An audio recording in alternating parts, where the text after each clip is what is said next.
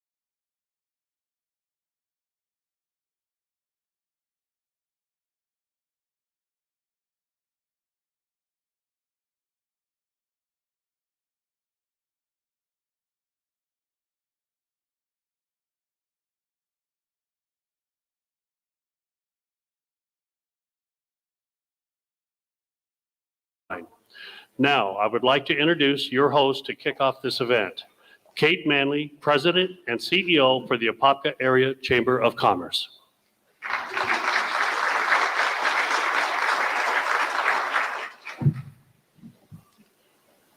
Thank you. Thank you and good evening. Welcome to the Apopka Area Chamber of Commerce, Apopka's Commissioners Debate. Say that 10 times fast. It's not easy. I'm Kate Manley, the president of the Apopka Area Chamber of Commerce, and on behalf of the board chairperson, Pam Diane, and I, we would like to express our sincere appreciation for our board of directors and the Economic Development Committee for being our sponsors tonight. We also would like to thank everybody who's here attending both online and in person. We're also pleased to be joined in the room by several of our media outlets as well as online. In the room, we have Apopka Voice and the Apopka Chief and Planter, and we also have video streaming provider David Stewart Productions. We also have online Orlando Sentinel. We're also thankful to be joined by all 4 of our candidates for the commission seats today. At this time, I'd like to ask everyone to please stand for a prayer with Pastor Doug Begson, and please remain standing for the Pledge of Allegiance.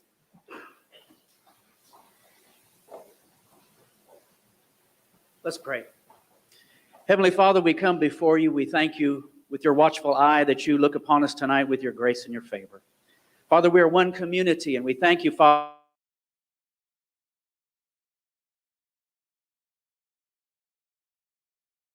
express themselves so that we, the people, can hear and make the decision that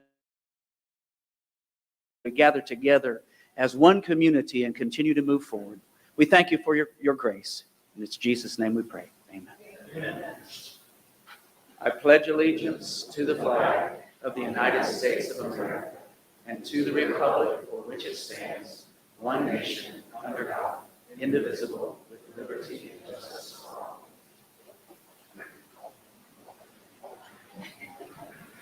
Thank you. I'd like to introduce our moderator, but before I do, I'll share the format for today's function. Each candidate will begin with a 90-second introduction. We will then go into our moderator-posed questions, which were submitted by community members through the Chamber survey on the website. Each candidate will have 90 seconds to answer the question, and this time will be kept by our MC, Rollo. And the candidates will be advised when 30 seconds remain, and then when time is up. We ask that each of you are considerate of the time limits. If another candidate would like to offer a clarifying rebuttal, they'll have 45 seconds to do so. At the conclusion of the moderator-posed questions this evening, each candidate will have 90 seconds for closing statements. The questions for the debate, again, were submitted by members of the community, and we ask that you please refrain from applause and chatter until both candidates have responded so those who are streaming may be able to hear. I also want to go ahead and announce on February 22nd, from 12 to 6 here at the VFW, there will be a veteran hiring event. From 12 to 2, that is only for veterans, but from 2 to 6, anyone is welcome to come. If you're interested in being a vendor or an employer at this event, please contact the Chamber of Commerce. It's my pleasure now to introduce the journalist, Laverne McGee, our moderator. Please approach the podium and serve as our moderator. And please, candidates, I'll ask you to go to the stage at this time. Thank you so much, ladies and gentlemen. Thank you for having me here. The purpose of the moderator is to be completely neutral. I have not spoke to any of these candidates. They are not aware of the questions. I have no connection to any of them. It is all completely neutral to ensure that there's a fair democratic process here. So thank you all for being here. I appreciate it. And as the candidates get settled, they of course will introduce themselves first, and we will have time cues so that everybody stays on time to our 90-second rule. Thank you.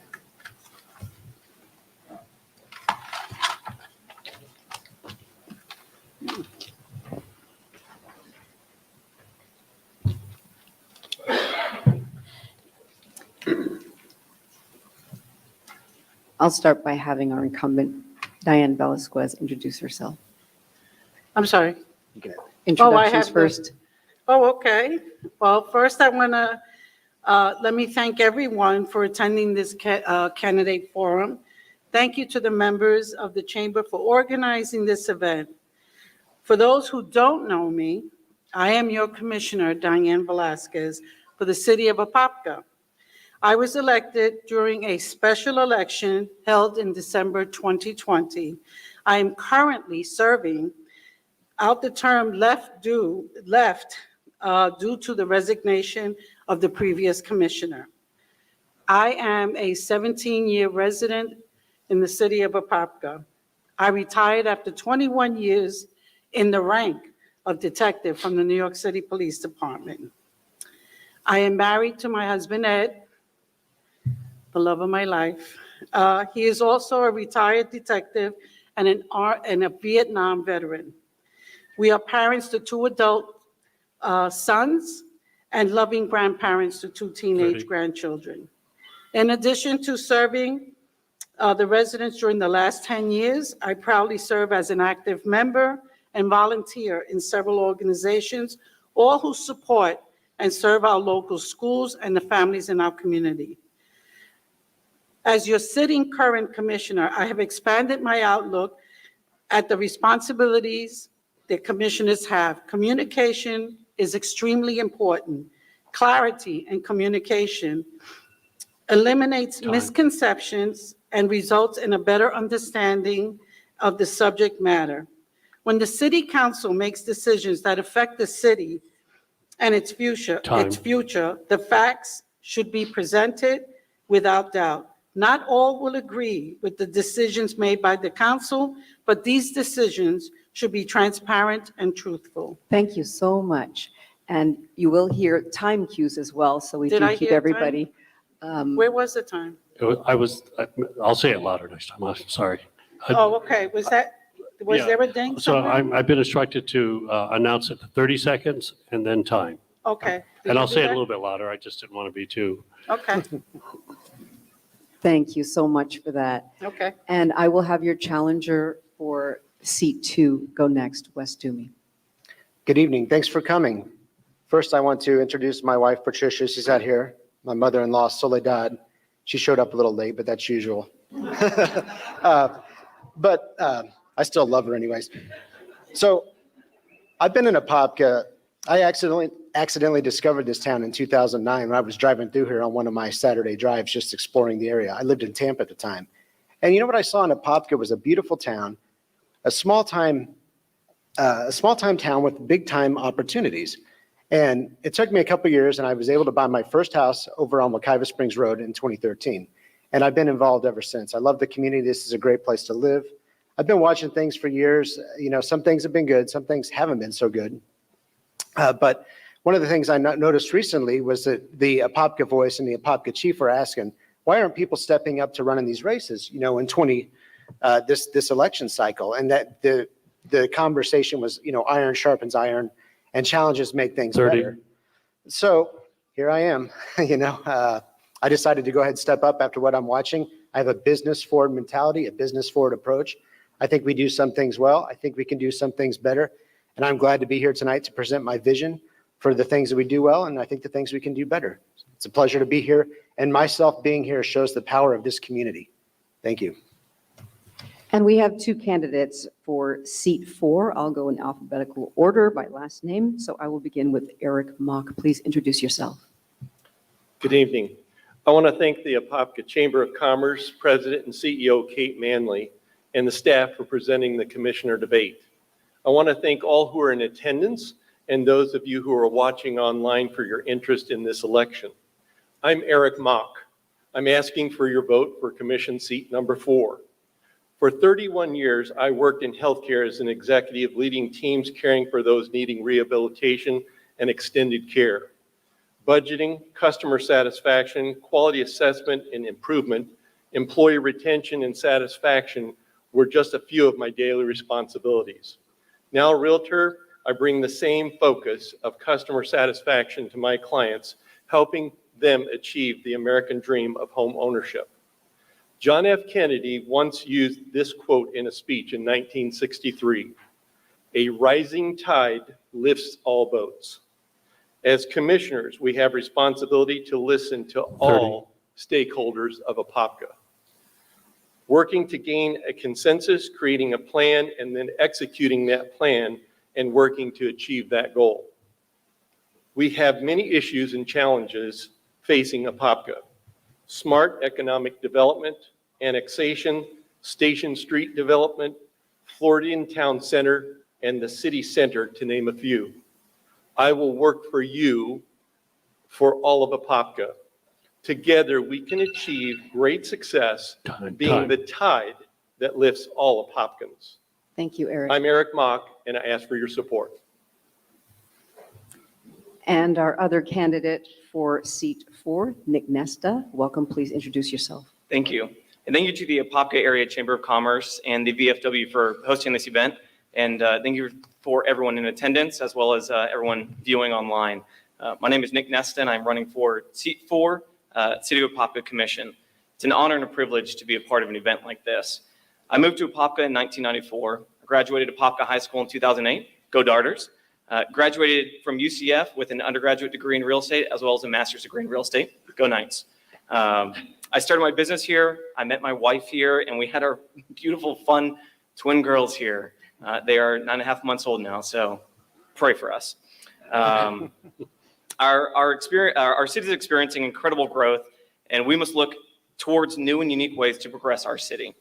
This seat requires somebody that will be transparent, fiscally responsible with the city's funds, create strategy that protects citizens' investments, and make decisions based on facts, not emotions. I am the candidate that embodies these attributes. I humbly ask for your vote as City Commissioner, seat 4 for the great city of Apopka. Please vote for me on March 8th. Thank you. Thank you very much for introducing yourselves, candidates. We're now going to go into the question section. Once again, they will be timed. The first question will go to Diane Velasquez, being she is the incumbent. And once again, these questions were all submitted by community members. They will be asked randomly as well. We'll begin now. Yes. Time, are you good? Ready? Yep. Right, your first question. How many city employees are employed by the city of Apopka, and how many restaurants are currently in Apopka? When we did our last budget, we're somewhere over 490 employees, give or take. As far as restaurants, between the fast foods, drive-throughs, and sit-down, I'd have to say probably between 65 and maybe 75 within the city of Apopka, a little bit outside the city of Apopka. Certainly, we have, what we have in Apopka is when our residents are asking for restaurants, what they're looking for in restaurants is sort of a restaurant with a destination. Once they get to sit down and have dinner with their family, they want to be able to go, leave the restaurant and kind of walk around and see other 30. and see other activities in the city. So we have a lot of fast foods restaurants that I know occupies our city. So we're looking to have more sit-down and finer restaurants in our city. Thank you. And once again, that question, the first question was specifically for her, being that she is the incumbent. We'll now go into the general question section. Okay. You will all have this same next question. The question is, what is your leadership and management style? I'll begin with Wes Toomey. Well, good evening. I agree with Diane. I think there's 492 full-time city employees, and my leadership and management style is very much a business-forward approach. I've run a private enterprise I've been working in private enterprise 22 years. I've owned my own business for 15 years, and that comes with unique challenges. But the thing is, you always have to be responsive to a changing environment whenever you own your own business. You always have to know, the whole COVID thing really threw a wrench in a lot of people's businesses. So my leadership style is to be strategic in thought, strategic in planning, but you also have to be open-minded enough to know whenever you need to take a tack change. In sailing, if the winds are changing a different direction, you tack a little bit. And that's what you do whenever you're, my leadership style in business is when things are changing a little bit, you have to look and say, hey, these are my old assumptions. Are they accurate? And should we make a change on this? That's my style. Thank you. I'll go to Eric Mock next. Same question. What is your leadership and management style? So my leadership and management style, I could probably sum up in 2 words: servant leadership. I mentioned in my opening statement that I spent 31 years in healthcare. And if any of you are or have been in that industry or that business, I think the most successful people are those that have a servant leadership attitude and servant leadership approach. One of the things that I did in the largest entity that I ran, there was almost 400 employees, and there was no way that you could get around to everybody at one time. I walked into the room, there was 35 department leaders in the room, blew me away. It was like 3 times the size that I had seen in the past. So I depend upon individuals that have leadership roles to share their needs, their wants, their desires, the critical things that they need in their department to function. And then as a servant leader, my job is to do the best I can to support them. Thank you. Nick Nesta, seat 4, once again, same question. What is your leadership management style? Great question. And my leadership management style is kind of a 2-pronged approach. I've been in real estate since 2009. I've seen varying markets, as I'm sure most of us have. I started my company in 2013 and have been very successful in that since then. I believe in a bottom-up approach that those perceived at the top, leaders, should be serving at the bottom, serving those that are perceived to be the lowly of employees, making sure that they have a buy-in to what our organization believes in. I also need to understand, as a leader, I need to understand the needs of everybody involved. I think that's key to leading, is understanding needs. I also believe that, and I've experienced it through our real estate market, is we need to be prepared to pivot. I've been through multiple markets. 2009 was a very rough real estate market. 2013, when we started our company, it was finally starting to kick off, and now the market's, who knows what it's doing. So it's been a very dynamic time, and being able to adapt quickly, I think, is key. And that's something, as a leader, you need to be able to adapt quickly. And again, you need to be doing that with the mindset of helping those and making sure that you're leading and understanding the needs of those seeming to be beneath you. Thank you. Diane, you'll be the final one to answer this exact same question. What is your leadership and management style?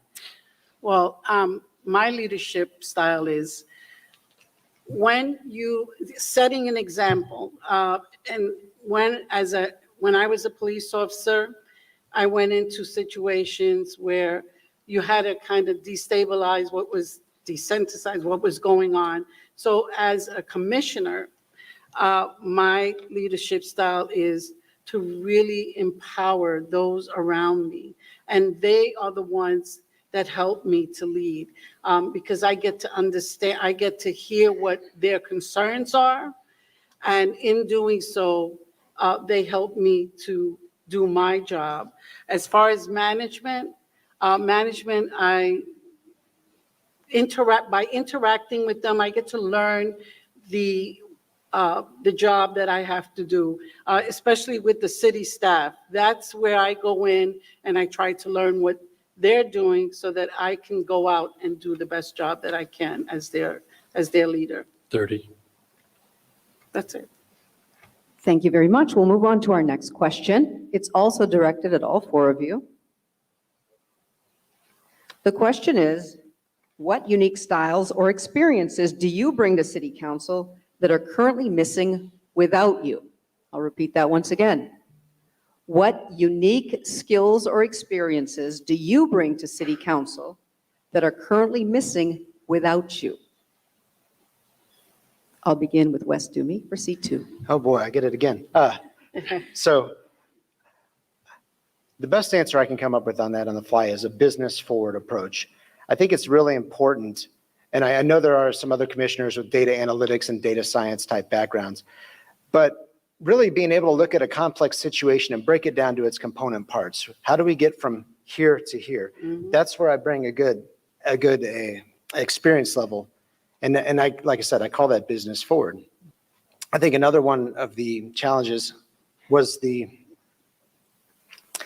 let me say this, my experience level and my vision for what a good commissioner is, and I don't know this man at all, but Pastor Doug Bankson, because whenever I listen to what he says of the city commissioner, he talks, and what he says holds strong weight.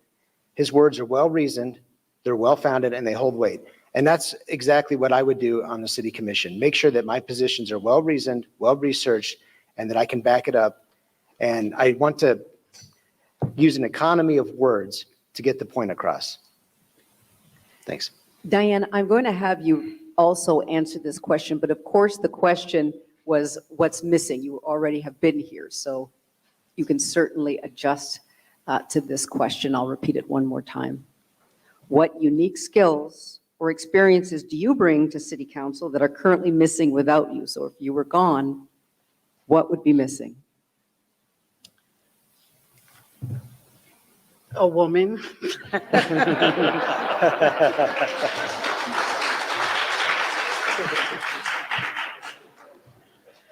That has been a challenge because even when I worked in New York City, was the scarcity of women being representing. What would be missing would be the compassion, would be a point of view that I think women bring to public service, especially in leadership with in government. That would be missing. That voice that sometimes is not represented in public. When you have, and not to take anything away from my male counterparts, but sometimes what's missing is the compassion 30. and to be able to be able to represent the moms, the sisters, the aunts, and that side, I guess, would be missing in the commission. Thank you. I'll go to our two candidates for seat 4, and I'll start this time with Nick Nesta. Once again, I'll repeat that question. What unique skills or experiences do you bring to City Council that would be missing without you? Great question. And this is one I really enjoy answering, actually, because I think it was it's made an example, and last year is the perfect example, is that I bring real estate experience. I bring the knowledge and understanding of development. The city has seen some incredible growth the last few years and is going to continue to see even more growth. We have something like 3,500 to 5,000 single-family homes coming into Apopka alone, let alone millions of square feet of industrial space. Understanding how that properly impacts each and every one of us is key. Understanding also the value of land itself. If we're disposing on the city council or discussing the disposition of land that the city owns, I think having somebody on the council that understands the true value and how to value real estate properly is key. An example of that last year, there was a potential that a parcel of city-owned property was going to be sold for millions less than what it was actually worth. 30. That was brought to the attention of the council, and luckily that deal didn't happen because it wouldn't have benefited all of Apopka. That's what I bring to the council, and that is what's missing right now. Thank you. All right. And finally, Eric Mock, would you like me to repeat the question? No, good. Okay. I'm good. One of the things I would do, and I would bring to the commission, I would listen very carefully to what is being discussed at those commission meetings. One of the things that got me interested in doing this, I have now spent pretty much the last 3 months going live to the commission meetings. And prior to that, I watched one of the commission meetings on video, and then I backed up and have watched a total of 4. So by the time the election comes along, I'll probably watched or been to 7 months worth of commission meetings. I think the other thing that I would bring to the commission is I will ask more than one follow-up question. I do not like making decisions when I do not understand what's going on. So I will ask questions. I'm observant. My wife will tell you, she probably thinks I'm going to have a car wreck because 30. I'm so observant. So, but anyway, that's what I would bring. All right, on to the next question. Back to seat 2. I'll start with you, Diane, this time. Okay. What is the biggest initiative you plan to get implemented and why?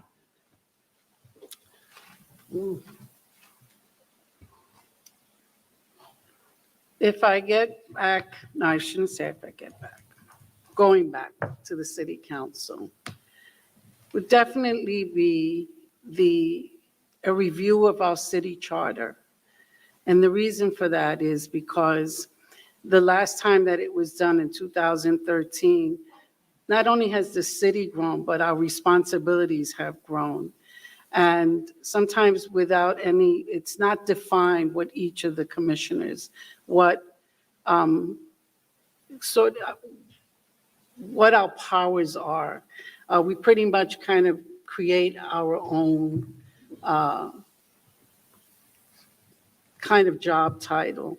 So I would like to have the city charter, a committee to come in and kind of review what they want to see and what they feel each of our responsibility is to them. So I would say one of my initiatives would be 30. that. The second one would be to finally address the South Apopka as one. Because with the new districting right now, I understand that all of Apopka will be in one district. So it's time for our city to really sit down and address the south side of Apopka that is not part of our city. So those are two of the things that I believe Time. Thank we you. should address. Wes, biggest initiative you plan to have implemented and why? Well, as a city commissioner, again, I'd be one of 5 votes for city business. One thing I'd like to do is I'd like to drive the city center to completion, and not specifically the south side. I think that's probably a ship that sailed at this point with the groundbreaking that took place this week. I'd like to see unique businesses here in Apopka, places that are destinations for either people in this city and people from other cities to come to. I don't think they're going to come for generic style restaurants, and I'd like to have something that's unique here. Maybe that's something we can do on the north side. I know there's some concerns about potentially a grocery store or apartment complex going in there. I just want to make sure we get the right mix of businesses and the right mix of residential if necessary to have there. The second thing would be the Station Street redevelopment district, which is right across the road from here. A couple of years ago, I looked at actually buying one of these buildings right across this building over on Central Avenue to put a small tap room and brewery in. And I think this area is ripe for redevelopment. 30. And, I think the city council missed a big opportunity a couple weeks ago in sending a developer who was willing to do an RFP and at least go to contract negotiations. That person was sent away, and I don't get the intention they're coming back. I think that was a missed opportunity, and that's an initiative that I will help drive forward to get that to resolution. Nick, I'll go to you next. Same question. Biggest initiative and why? Definitely. So I think, and it goes back to the previous question and how I answered that, is that real estate development is a huge topic right now in the city of Apopka. I want more public participation. The public, it just seems, anytime there's a new multifamily project, industrial complex, whatever it may be, they don't feel like they're informed enough. And when it comes to the voting at the city council level, they're trying to advocate for their wants, their needs, just trying to negotiate almost. Just give us a little bit bigger of a wall, a little more of a buffer. And by that point, it's far too late because they have about 3 minutes to make their case, and then the city council has to then vote on it, vote yes or no. And I think getting the public more involved up front in the process, making sure they're educated, giving them kind of basically negotiating power with these developers to be able to say, I'm okay with your project, but again, I want X, Y, or Z. It's a quality of life thing that we're providing to citizens by getting them involved in the process better. It's empowering citizens. And that's the biggest one that I will do to my biggest initiative starting. 30. And then secondly, what's I think very important and something we should not delay is just discussing South Apopka annexation. I would be very for doing a workshop just to discuss open communication. Let's make sure we have some type of discussion moving forward. Thank you. And Eric? As been mentioned here, as I've been at the commission meetings, there are people, and I mentioned it in my opening statement, about a tide raising all. when you listen or you're in person at those commission meetings, there are individuals from South Apopka that are there speaking. And I would not guess that they don't believe and feel that they are part of Apopka. Unfortunately, they're not part of the city. They're not part of the annex part of the city. So I think, for however many years that's gone on, I can't imagine moving forward with that continuing to be the same situation. That discussion needs to be had and needs to be had by all the stakeholders involved, and especially the stakeholders that are in South Apopka. And we need to look at that, very seriously. The other thing that I would look at are districts. Apopka is never going to be the small town that it used to be. And I think it's high time that districts are looked 30. at. And then the zoning part. The zoning part, I think there's some levels of zoning that need to be reviewed again so that, a commissioner doesn't feel hemmed in to making a certain decision. Thank you. On to our next question, once again, directed at all of you. I am going to begin with our incumbent for this one.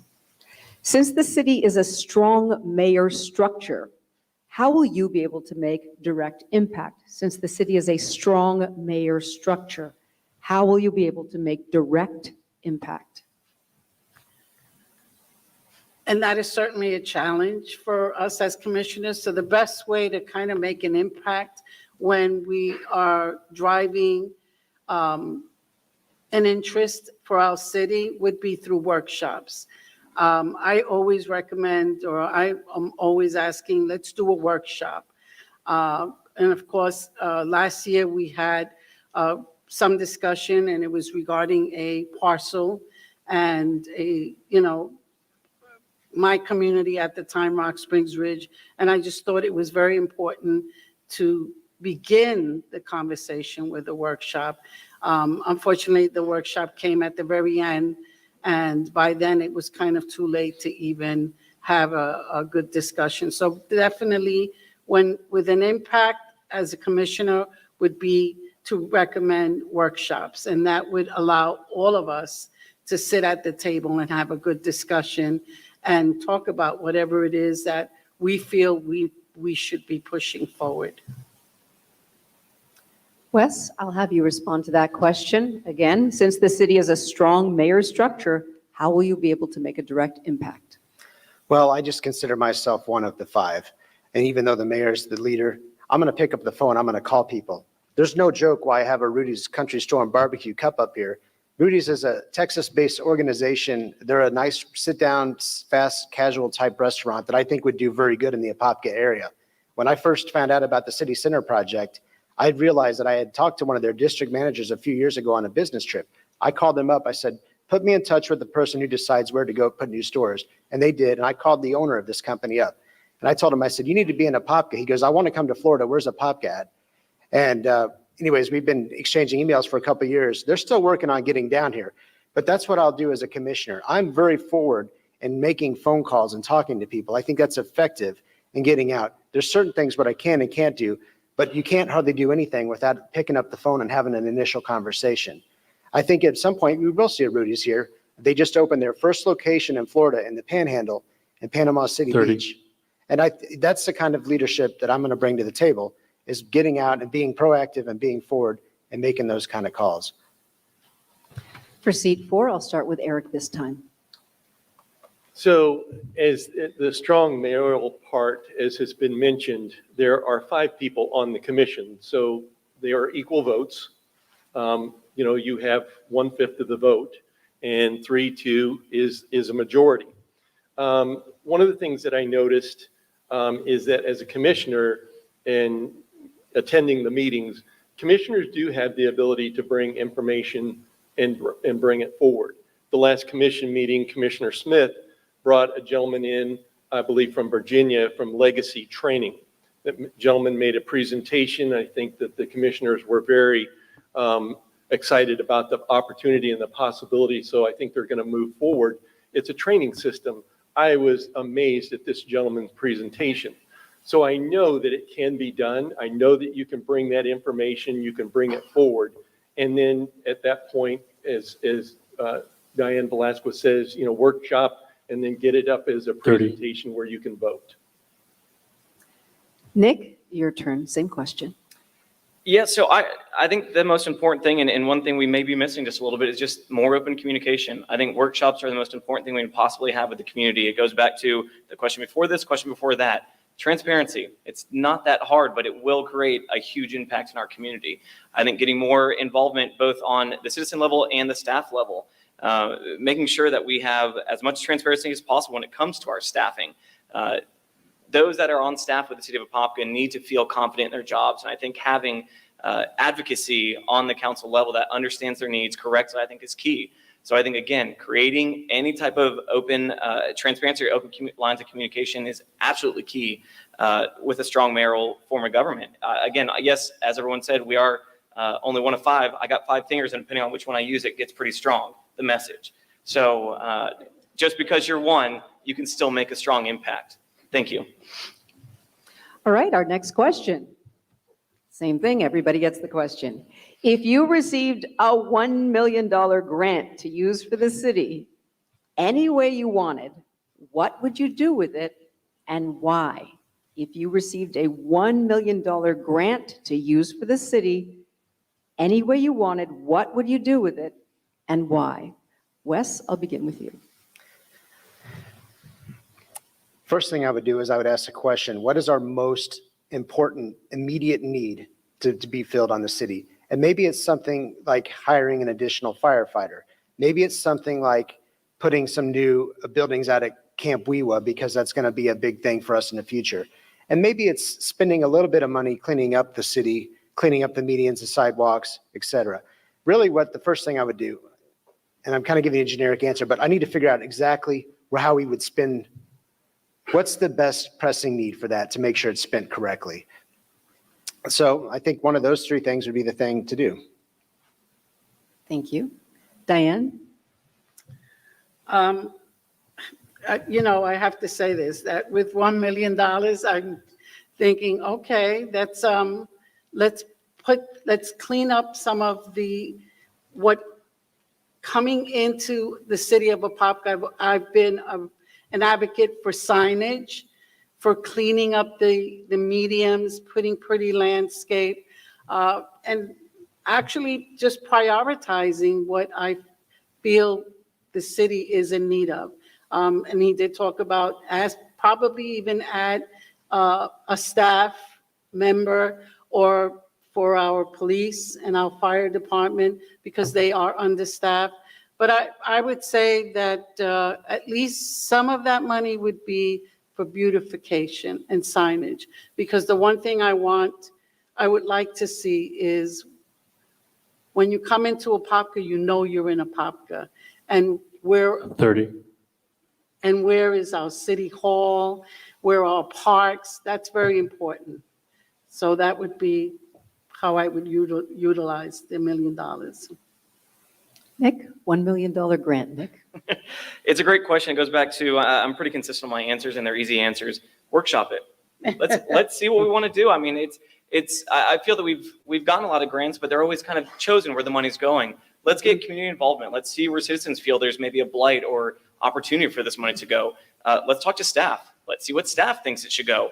And there can be somewhere where that probably intersects somewhere where those two, the staff and citizens, and that can be kind of the best place where that money is spent then.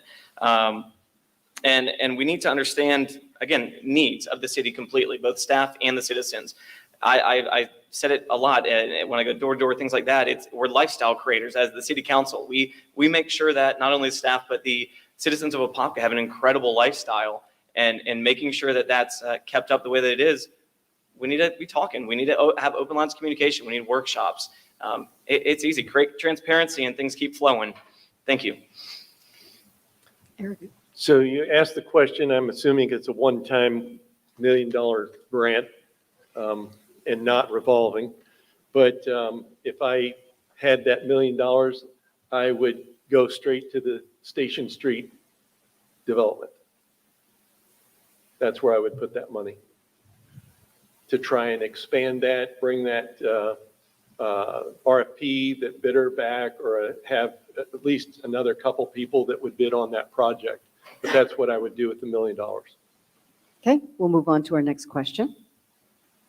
If someone comes to you with a proposal to build a new piece of public infrastructure, how will you evaluate whether or not that project is worth implementing? If someone comes to you with a proposal to build a new piece of public infrastructure, how will you evaluate whether or not that project is worth implementing? Wes? Okay, so a public infrastructure, let's say somebody comes and says, we need a new sewer system somewhere. We have to take in, the way I always do this kind of stuff is let's look at all the competing wants and needs. That's simple economics. We have basically the whole idea of economics is you have unlimited wants with, existing budget. So how to allocate those goods and services. I'm going to take a list. Give me a list of the top 5 priorities for public services. And then let's do a simple problem analysis on it and say, hey, we're going to game theory this. And we're going to say, this is what the outcome is. This is where we're at today. How do we get from here to there? And what is the need? And at the end of the day, there is going to be some infrastructure problems that come through and they just don't rank high enough as far as the budgetary need to get funded. In that case, we would go back and say, let's move it to a different need. Thank you. Diane, your response? If you can repeat that. Certainly. If someone comes to you with a proposal to build a new piece of public infrastructure, how will you evaluate whether or not the project is worth implementing? If it will benefit the taxpayers, if it will benefit our city of Apopka and the community, something that they will have some value that our residents would benefit from, whether it be a park, whether it be like infrastructure, a new commercial building. It would have to be something that our residents would have some use for it, and that's it. Thank you. Eric? So in the city of Apopka, there are departments, and each one of those departments has a person that's in leadership in that department. So if you were to bring me that information, I would certainly want to have each of those departments weigh in on this infrastructure piece that you're speaking of, and then take a look at that. And then as they provide that input, they provide that collective input from each department. What is the value? Short-term, mid-term, long-term. The value to get something started also takes money to maintain it and keep it moving. You don't want it to deteriorate over time. Nick? Great question. So I'm going to sound like a broken record, but workshop it. This isn't that hard. Open communication. Let's meet with staff, have them present what they need to, meet with the citizens, figure out if it's a value add. And not everything that a city does is going to show financial value. There's extrinsic and intrinsic value. A city often will create a lot of things that you may not see an absolute return. Look at parks. They're not charging us to go to parks, but it's an intrinsic value that adds to our community. So you need to be able to communicate effectively with the citizens, with staff, to understand how does it impact completely the community, long-term, short-term, and be able to, again, just open communication. Keep those lines of communication open, things will grow. Thank you. On to our next question. Change of pace. How have you already been volunteering or serving others in the city of Apopka? How have you already been volunteering or serving others right now? I'll begin with Wes.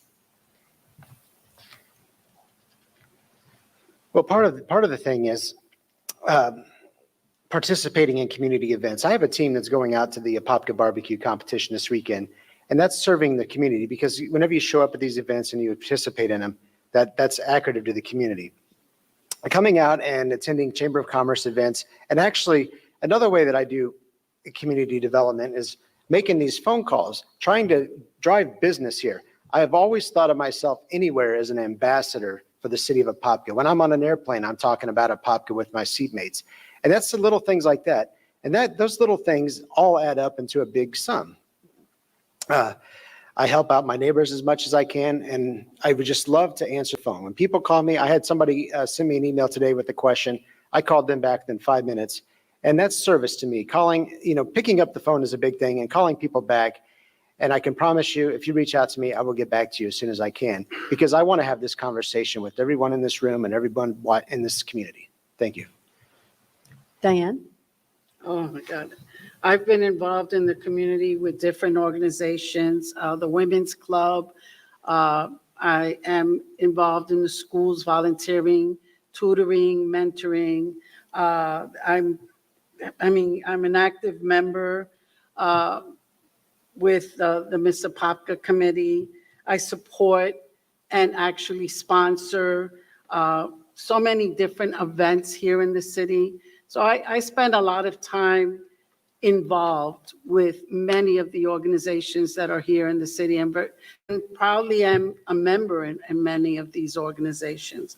So it's something that I feel is very important as the commissioners to be involved with our community, to get to know the community, to go out and just really connect with the people. That's the most important thing that we do every day. And as he said, I make myself accessible. I give my phone number to everyone. When they call, I call them right back. If they have a problem, it's not a problem. I mean, I've been called for trees, for dumpsters, for potholes. Those are important things to our residents. And when they call me, I go and I visit them. I go see the problem, and then I find a way to get it fixed. So yes, it's important for us to be out in the public and to be visible and accessible. Time. Nick? Another great question. Workshops. No, I'm kidding. I think the key is it's showing up to events and meeting people where they're at. It's understanding citizens' needs, and you're really getting a pulse on citizens' changing needs. And I think showing up and just communicating with people at city-sponsored events, things like that, something my wife and I hold very near to us is just teachers in general. My wife was a teacher for X amount of years, and she's very proud of that, as am I. Now she's raising our beautiful twins. So we have a special heart for schools, for underprivileged students as well, and even more so for the teachers. I think we sometimes lose sight of teachers are going through a lot themselves, and I remember my wife was a teacher. We sponsored our own classroom, quite a bit of money, and now we're able to do that now and choose certain teachers that may have a need. And so we'll just send me your Amazon list, and we just go down the list, send. We also, one thing I really enjoy doing this because I love food, 30. is we bring a lot of food to teachers and things like that in the mornings and things like that. We will be bringing Valentine's Day, be bringing donuts to a couple different classrooms. So you'll see us out and about here shortly, next Monday actually. So we love being in the community. We really have a heart for teachers and things like that. So that's something that will not stop once I get elected. Thank you. Eric? So in our neighborhood, this does not involve all of Apopka, but it's a small little portion. Our neighborhood, I volunteered to be on the board, and there's a couple people here in the audience from our neighborhood. And someone decided that I should be the president of the homeowner association. So that's a volunteer organization, and I'm sure that many of you have been involved in similar organizations as well. I know there's been mentioned earlier about beautification. I think that, and I think even Wes mentioned it in his interview in the Apopka Voice, you really show your pride in where you live by how well you step up and you clean up. And it takes just a little bit. I don't bend over as far as I used to. I bought 2 reachers, but I can carry a trash can and I can work those reachers pretty good. So it's amazing to go out and actually pick up trash on the side of the road and to 30. have cars drive by and honk the horn and wave at you and say thanks. It really was surprising to me when my wife and I did that one time, how many people actually recognize that. So I think we could all be part of that process here in Apopka. All right, on to our next question for everybody. If you are not elected, what will you do to try to help work on issues that are important to you? If you are not elected, what will you do to try to help work on issues that are important to you? Wes? I love starting these questions. I don't get to hear anybody else's viewpoint, so you know it's coming directly from me. One of the things is what I will do if I'm not elected. I will continue to work with the Chamber of Commerce to recruit new businesses. I think that's really important. I know there's a lot of discussion about the necessity or not necessity of hiring economic development directors to drive new business. One of the things I think we can do as a community is there's a lot of business talent inside our city, people who will make phone calls for free. I'm one of them. If I'm not elected, I'll still be down there at the chamber making phone calls, and I want to help recruit new businesses, and I'm not going to charge a single dime for doing it. That's power. You don't have to go out and pay people to do things. You can ask people to volunteer to do things. Eric just talked about picking up trash.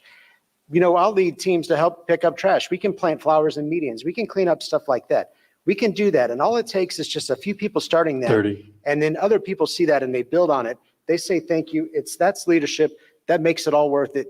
Just seeing the end result, that's it. Diane? Well, I'm hoping to return.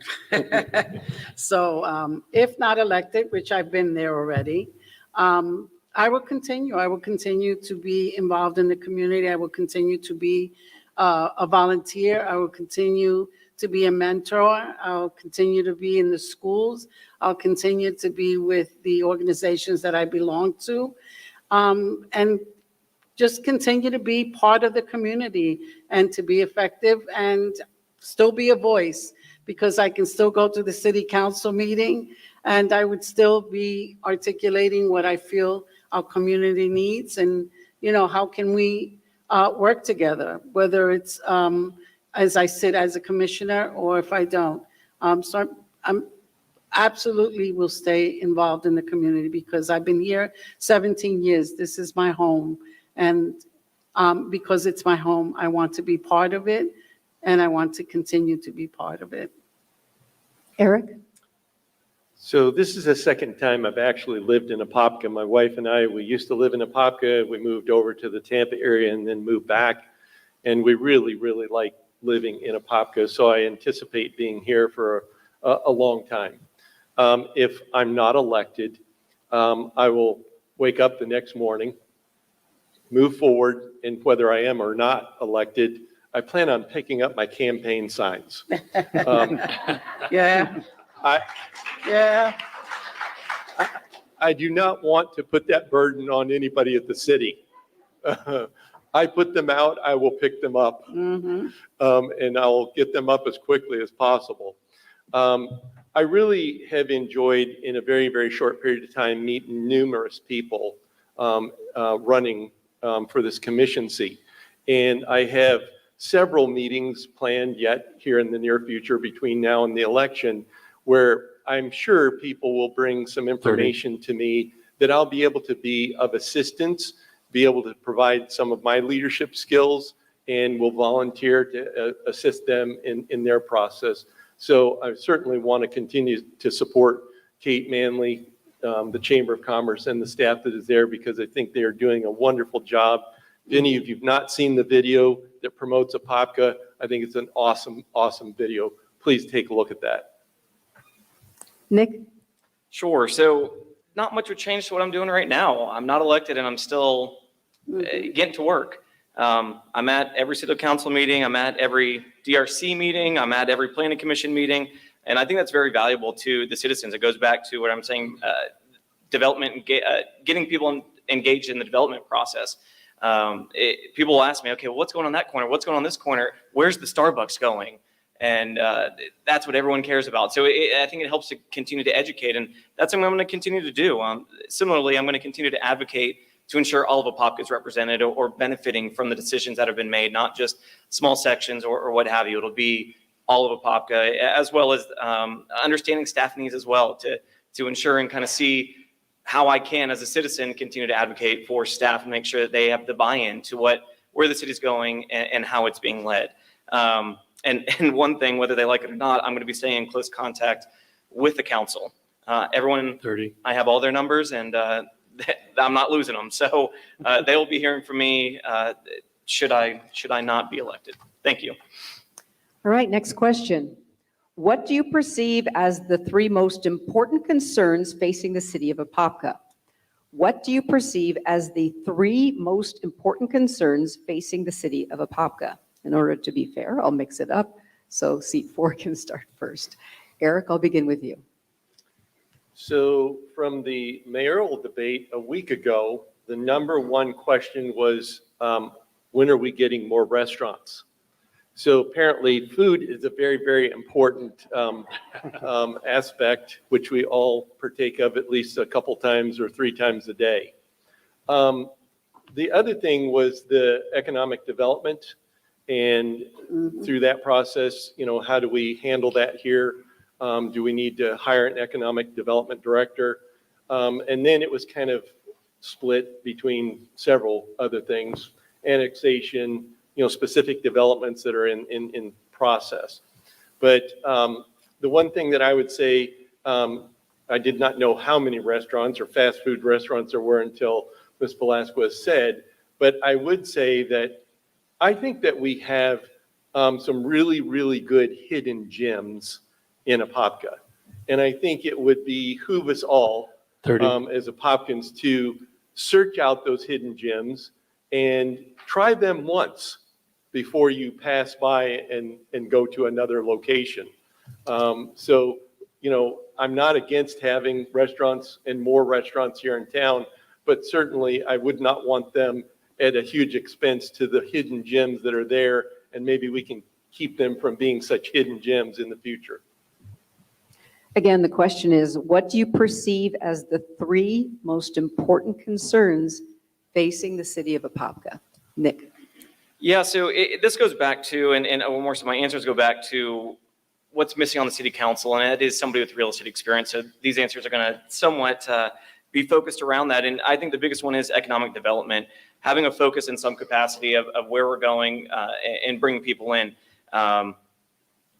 The old ways worked, so there's some new cool ways that we can also kind of implement with the old ways to really create an incredible strategy moving forward. The development process goes back to a few questions ago that I think citizens are uncomfortable with how much development's going on, and it's just because of lack of education, lack of communication. So if we can communicate more with our citizens and more so get them, bring them in, just keep begging them to come in and educate them a little bit more, I think that process will go a lot better. And then also the annexation of South Apopka, I really think these are my top 3 that I want to hit. As soon as I'm elected, this is something that I'm going to be hitting on and making sure that there's some type of plan moving forward. Again, open communication, so there's no questions of where we stand on those 3 items. Thank you. Diane? All right, so, and I would agree that I think one of the priorities is the annexation,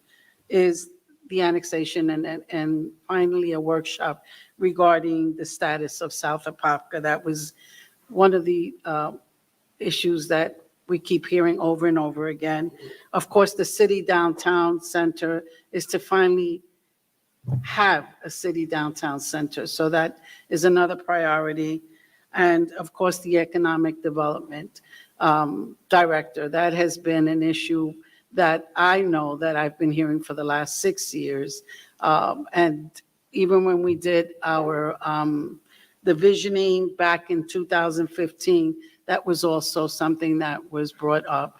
And that is something that we need to kind of be a priority. So it would be the city downtown center, the South Apopka, the economic development, and I have one more, which is the workforce housing. That's an issue here. The lack of workforce housing has been a big subject here that has been talked about often. Thank you. Wes? Well, I was surprised Nick didn't mention workshops. Yeah. Yeah, seriously, for the top 3 for me, City Center, Station Street District, attracting unique businesses. I think that's exactly a very critical issue here to have in the city. We need to have a reason for people to come here from outside of the area, and we need to have a reason for people that are in the area to stay here. We want people to come here instead of go to Winter Garden and Mount Dora, et cetera. With that comes, a different diversity of restaurants. And I hear this repeatedly from talking to people. We want different places to go. And so I think bringing unique businesses and unique restaurants, and we're starting, with right behind us, we have the Three Odd Guys and the Propagate. That's a great start.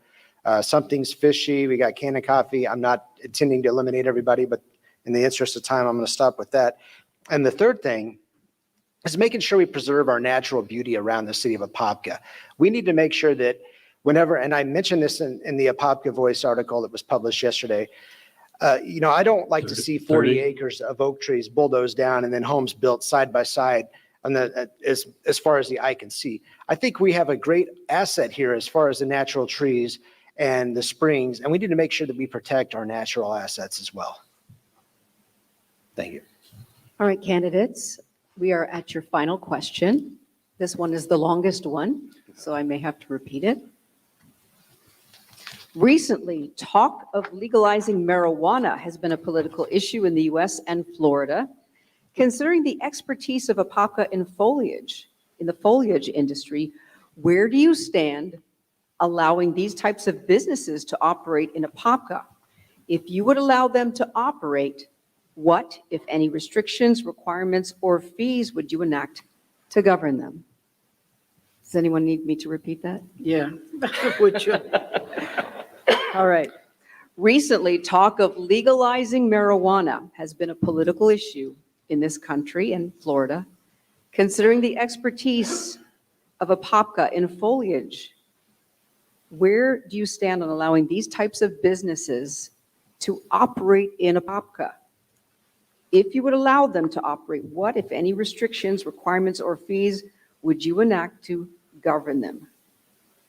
If there's talk of legalizing marijuana, where do you stand on that? I'm going to begin with Eric.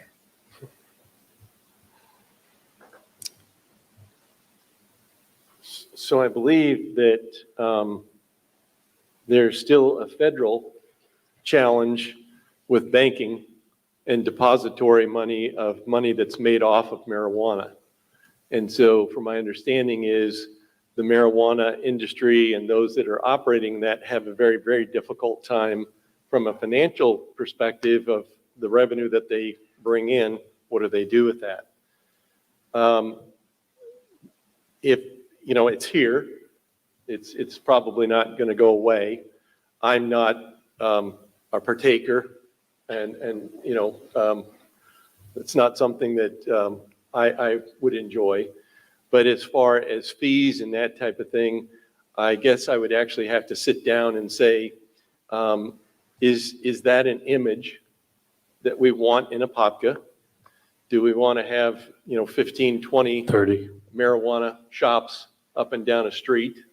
I don't know that anybody would want one in the city center, in the new city center development. So at this point, I would probably be a detractor and not a promoter of that here in the city of Apopka. Nick? That is a very interesting question, multifaceted. So it's a tough one too, because we actually just had something similar happen at a city council meeting where a new business owner was trying to sell a certain product type, a vape store. I was trying to sell products for vaping. And I think our code didn't really keep up with trends right now. And I think that was a problem. And ultimately, it turned into a lawsuit. And we settled, and now they're selling vape items. So I think it's a very delicate topic, and we need to deal with it delicately. I think moving forward, it can't be a absolute no, absolute yes. I think go to a workshop. Let's talk to staff. Let's talk to citizens. Is there an overwhelming demand for this? Are people driving out of the city to go pick up their weed? It's interesting. If there's a demand for it, and that's something that all citizens are absolutely screaming for, then there needs to be discussion about it. Right now, I don't see that demand or the legalization of it. So I don't think that's something that we need to be dealing with right now, but I do think that should our community start adapting to that or moving that direction, it does need to be on the table of discussion. Thank you. And just a reminder, that question came from the community. So, and it's a final question. So I will have Diane respond. Would you like me to repeat that question? Would you? Thank you. Again, and I'm specifically saying that because it did come from a community member. Recently, talk of legalizing marijuana has been a political issue in the US and Florida. Considering the expertise of Apopka in the foliage industry, where do you stand on allowing these types of businesses to operate in Apopka? And if you would allow them to operate, what, if any, restrictions, requirements, or fees would you enact to govern them? Well, they both, Mr. Mock and Nesta did touch upon the challenges that we see, because with the federal government, any money that's made from, or any revenues, I should say, that's made from the sale of marijuana, it's still very restricted. As a former and retired law enforcement officer who have dealt with, certainly in communities where it is actually more of an addiction or a problem, it's something that we do not support. But I'm going to go with Nick Nesta when he says we would workshop it. And that would be the only way to do that, because then you would get the input from the community as to, is it something that they want in the community? And that would include, of course, Apopka, which is, a community that has many house of worships. We have many schools here. It's important to understand what the impact of having a marijuana shop in the city of Apopka, how would it impact our community? So absolutely, it would just have to be something that we would all have to put our personal feelings aside and really workshop that and bring the community in. And that would mean all the leaders in the community, the churches, the schools, and there would be a discussion. So it's a really touchy subject. Thank you. Wes? So ironically, I was asked this question a couple of years ago by somebody who was wanting to convert their foliage operation into possibly marijuana production. And I think all the other great people on this stage also touched on the workshop idea. I think that's where you have to start with something like this. I can tell you personally, I don't want to see, if I drove down 441 and I saw a bunch of marijuana dispensaries and a bunch of X-rated stores, I probably wouldn't have stopped, to be fair. I think this needs to be a family-friendly community, needs to stay that way. At what point, when you start allowing marijuana dispensaries and stuff, what point do you draw the line? Where does that break the dam to have all these other kind of stores that maybe people find offensive and objectionable in our city? And Eric mentioned being family friendly. I guess it would be a unique business in the city center. Not that I'm supporting that. But 30. we would have to put this to a vote. I would absolutely not support this without having a workshop and a full city vote on whether it would be acceptable or not. All right, that concludes our questions. Candidates, thank you so much for the job you've done. Thank you for being civil and representing all of you, representing Apopka so well. And that concludes our question portion. I'm going to turn it back over now to our Apopka Chamber.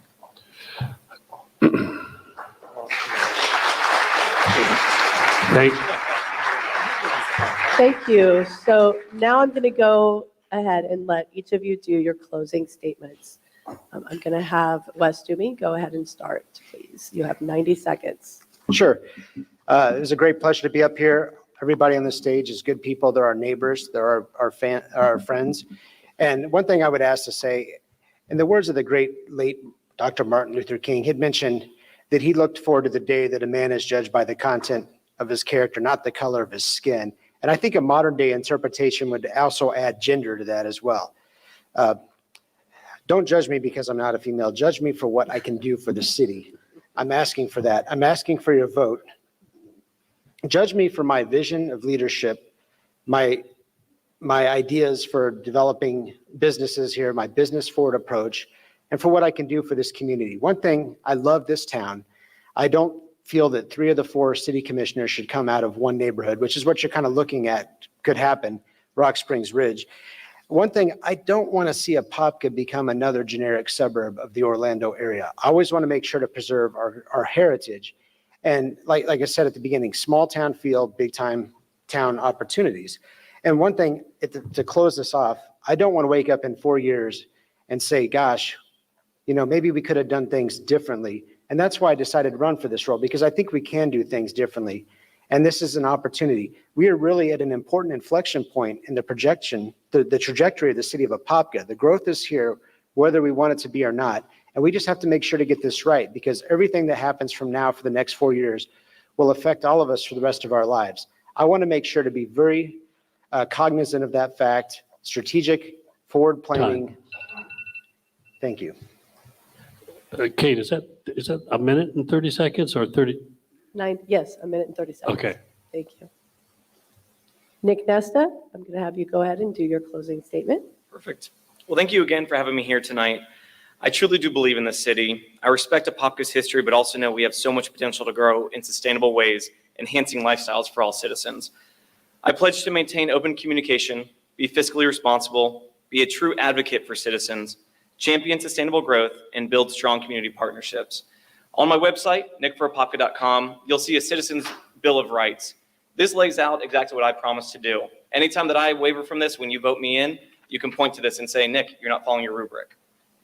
Does anybody else have that available? This is what I'm going to follow, and this is what you can hold me to. I want us all to be proud to call Apopka home, and our future generations to be happy to return home. Don't just hope for a better Apopka. Vote for it. Vote Nest on March 8th. Thank you. Eric Hawk. Well, I want to thank you all for coming out this evening. I know it takes an effort to be here, and for those of you that are watching online, appreciate you giving us all an opportunity. Apopka has been and is a growing community. Apopka has gone through growing pains throughout its history. I think it's going through growing pains now. And I think that the leadership that's here and the commission that's here, they have a vision. I think there's individuals that want the vision to go this direction, want it to go that direction.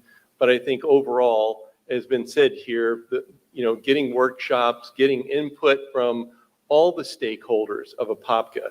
We talk about the annexation, and I mean that very seriously. It takes everyone to raise the ship. We can all be the tide to raise that ship. I want to be part of that. I want to be part of that process here in Apopka and that vision, and I appreciate your vote on March 8th. Thank you. Diane Velasquez. I want to thank everyone who came out, and certainly I want to thank everyone who has supported me over the years in being their commissioner. And I'm kind of happy that everyone up here is agreeing that Apopka is very unique. It's a beautiful town. It's a growing town, and it has a lot of potential. And what we need to do is to continue to work with our community to have an open forum where they can feel just as valued in their opinions, in their comments, in their solutions, in their ideas. That's something that I have always advocated, the importance that with local elections, we affect your life every day. And it is so important for for each of the residents to come out and get involved, come to our city council meetings, tell us what you feel will make your community better. Tell us what's going on in your community, because as we're growing, we can't be everywhere. We really do depend on you to help us to lead Apopka into the future. And that's something that I have done, and I take a lot of pride in doing, and that is being accessible to you. And the only way I'm going to continue to serve you, because that is what we all run for elected office, is for service, to serve you, is by you coming out to us and letting us know what's important to you. So let's keep Apopka, this small town, and it's a growing town, but for each of us in our communities, Apopka is a small town. And let's preserve what the history is. Let's preserve our green space. Let's keep growing together and make Apopka not a place just for us, but a destination for others to come here. Let's continue to make Apopka as beautiful and as popular as we can. Thank And you. we don't want to be Winter Garden, Maitland. We want to compete with them. That's what we want to do. Thank Thank you. you. Thank you. Thank you to all of our candidates. I also want to just really give a warm thank you to our wonderful moderator today, Laverne McGee. Thank you.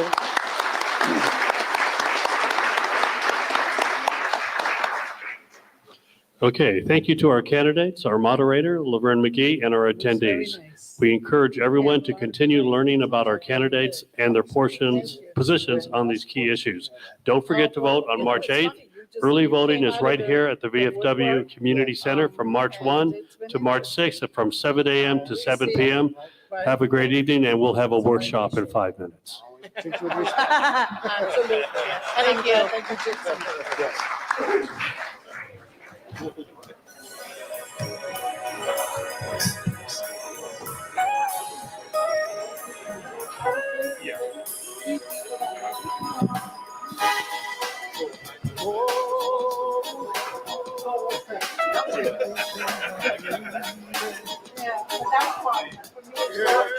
Please leave the tables and chairs in place. They don't need to be stacked. Just clear the tables away. Just the table covers.